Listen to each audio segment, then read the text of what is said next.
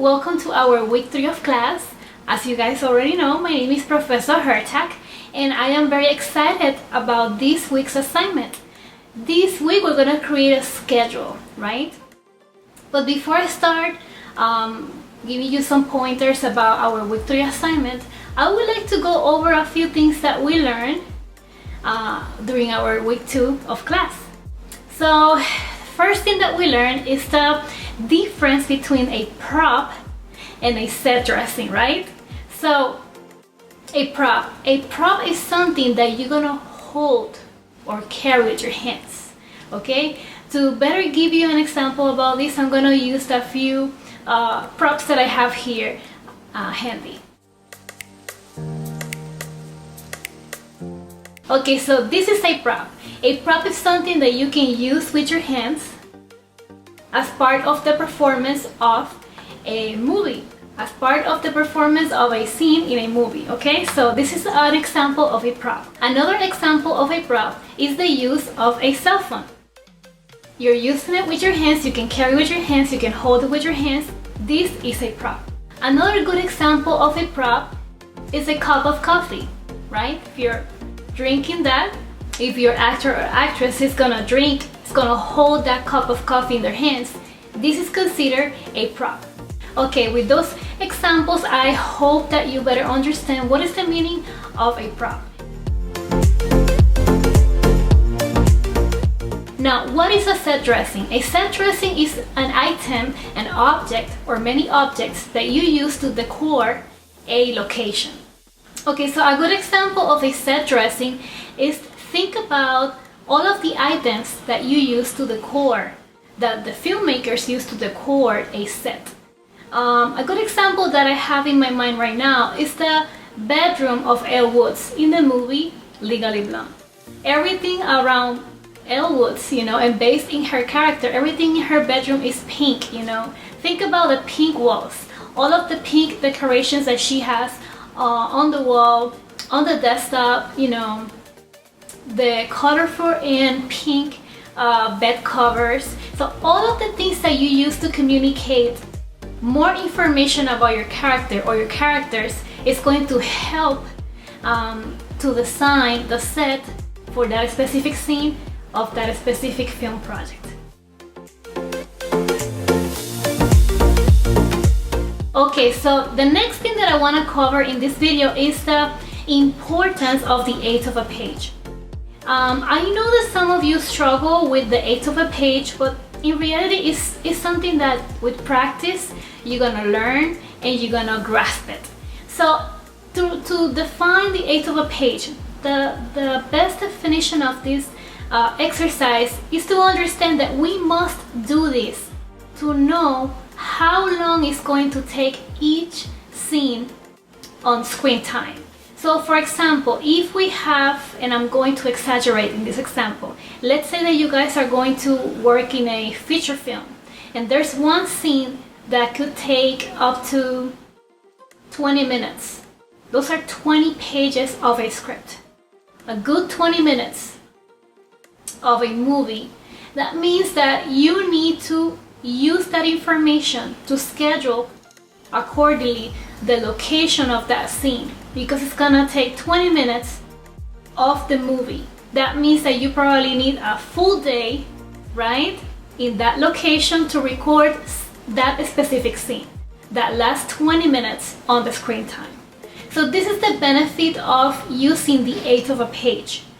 Understanding that that number will tell you how long do you need to stay at that location with your cast and crew members to complete the shooting of that specific scene.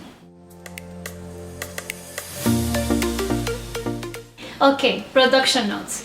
It is important that you guys understand that we must use production notes at all times in every single scene, because sometimes on a script not everything is going to be defined or clarified for us, the crew members that are going to work in a production. Therefore, the crew members' job is to find out all of the things that we need for that specific scene. When you take a look at the Memory Garden script and we look at scene 1, Jonathan is wearing an early era attire. What does that mean? If you don't ask that question on the production notes and you don't write it, you don't know what type of wardrobe you need to present for that specific actor who's gonna play Jonathan. So this is the importance behind the production notes. Another example, if we have to record or shoot multiple takes of the actor who's gonna play Jonathan in the Memory Garden script, we probably need to have several letters, right? Several envelopes closed with a letter inside for the actor who plays Jonathan to rip up the letter. Therefore, it is important to establish and write in the production notes section that we need multiple letters for that specific scene. So you have noticed that it is important to write every single thing that you don't have clarity on it, that is not clear on the script. The same thing when we speak about Emily. When Emily meets Jonathan in one of the scenes, we don't know how old is she, what type of wardrobe she's gonna wear. And all of these things are good production notes so we, the crew members, know what it is that we need to buy, rent, or provide to the actress. And one of the things that I want to emphasize is that as awesome as it is your assignment, it is important that you present your assignment on time. Because I have seen many assignments, great assignments, you guys nailed the exercise, but unfortunately, due to the late submission, you lost a lot of points. So late work does affect your total score of the exercise. So I know that life happens. I know that some of you have 2 jobs, some of you have, situations at home, but it's doable. You guys can make it happen, and we're almost done. It is only this week and next week, and you guys are gonna be successfully working in your next course. So it is doable. Please make sure that you present your assignment on time, and please talk to me in case that you have an extenuating situation that I have to provide an exception, okay?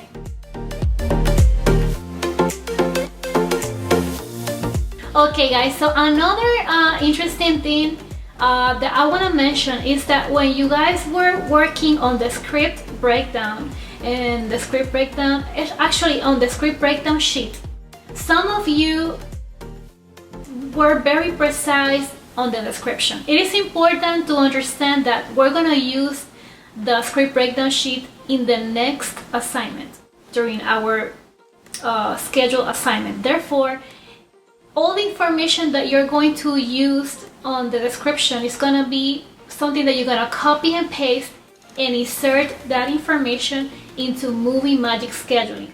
So because the space that we have using Movie Magic Scheduling under the synopsis section is very, small, you must be brief as you can, and do not go over 6 words to describe what's happening on every single scene. Make sense? If you go over 6 words, it's not gonna fit on that space on Movie Magic Scheduling. Okay? Okay guys, so that was it for week 2. Now let's go ahead and speak about our week 3 assignment. First of all, I'm gonna have a go-to training session during this week. So please be aware about this, and I hope that you register on the link that I have sent you in case that you're interested to speak with me, ask me any questions about the assignment. I'm gonna cover everything about how to find the default template. I'm gonna also show you how to import a script, and I'm gonna also show you how to fill all of the blanks on the breakdown sheet inside Movie Magic Scheduling. And also I'm going to I'm gonna practice with you on that session how to probably put together the first day of production day 1. Okay, so if you're interested, I hope that you guys register and join me in this go to training session. A few things about our week 3 assignment. Number 1, in a school project, think about the people who are going to help you in the future in your film project, in your school film project. Some of these people might be your family members and your friends. Therefore, do not start the schedule at 3, 4, 5, maybe 6 or 7 in the morning. I think it's too early, and I think that first of all, these people are not getting paid, right? They're just helping you. And second of all, some of these people are gonna help you that are gonna be volunteers in your school project. They probably have full-time jobs, they probably have kids to drop at the school. So because of all of these reasons, be mindful about the time, the starting time that you start adding on each day of the production. You know, a good time to start will be 8:30 in the morning, and so on.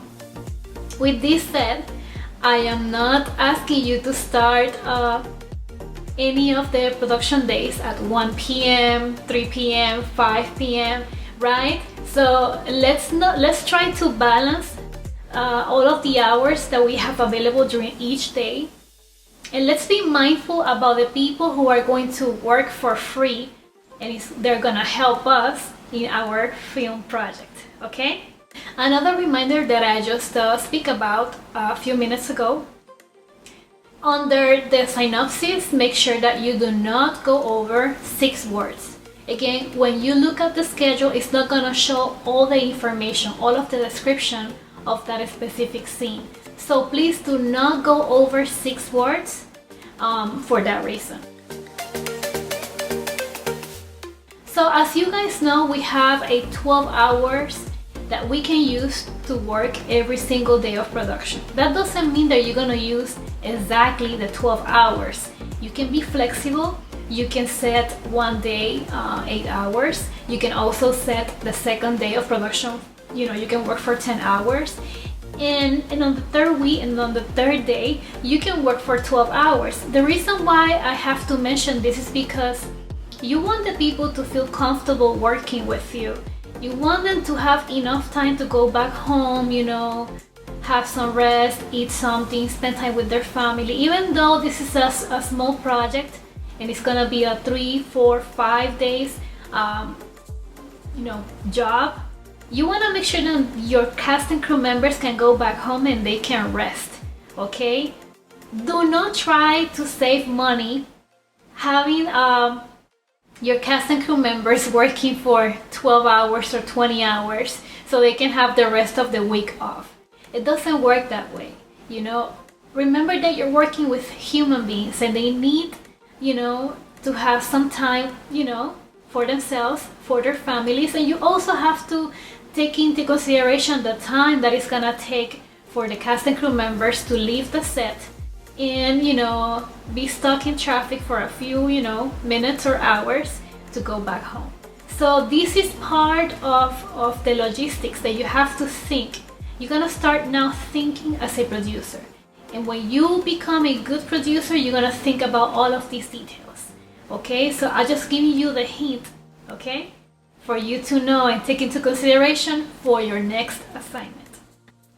One last thing about company move. I don't really recommend that you shoot 2 different scenes that are located in 2 different locations.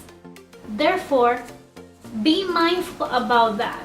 Many students in the past, they like to save probably some time and money. They like to schedule 4 scenes in one day.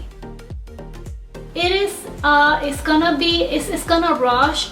I don't want you to feel that your crew members and cast members feel rushed to do their work. Take your time. If you have 5 days to schedule your project, take your time. And as you can see on the written instructions, you guys have a maximum of 5 days. So use the minimum time, which is 3 days, or use the maximum time, which is 5 days. But don't go, don't try to save money. Don't try to do things faster, because sometimes when you rush things, sometimes when you don't use an extra day to take your time to do all of these, scenes, record all of these scenes, things are not gonna look fine, it's not gonna work fine at the end of the day. So, don't rush especially your cast members. Remember, you're gonna work with the actors. One thing I'm gonna tell you about actors. Actors are very emotional beings. Actors are very sensitive. So if you're gonna have some of the scenes where there's some emotions involved, like the last scene where Jonathan finally meets Miriam after a long time, if you have these two people trying to stay on character and trying to prepare themselves for the scene, allow them the time that they need to be in character and be able to perform the best performance ever for your project. So do not rush your cast and crew members. Do not try to save money. If you have the time to shoot this film in 5 days, use the 5 days. If you feel comfortable using 4 days, use those 4 days. If you feel comfortable using 3 days, use 3 days of shooting. But I don't recommend you to try to shoot this in 2 days. Take your time, okay? Sometimes you might be forgetting one of the scenes, or you might need to reshoot one of the scenes. Sometimes things happen and you need to use the time that you have in your hands to work and shoot, all of these scenes for your project, okay? I hope that you guys benefit from this video. I'm looking forward to see you soon. If you are interested in the Go To training session, go ahead and register. And that's it. Thanks for watching.